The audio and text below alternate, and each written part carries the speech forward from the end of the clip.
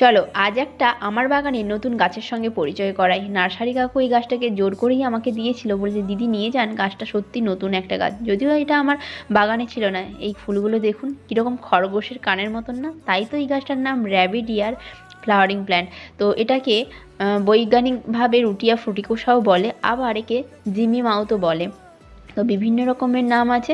তবে আজকে যেমন দেখছেন এই গাছটা একটু কম ফুল, তবে দুদিন পরে আমি আপনাদের সঙ্গে শেয়ার করব। দেখুন গাছটা পুরো ভরে পুরো ফুল ফুটেছে, পুরো অরেঞ্জ হয়ে আছে, পুরো গাছটার প্রচুর ফুল ফুটেছে।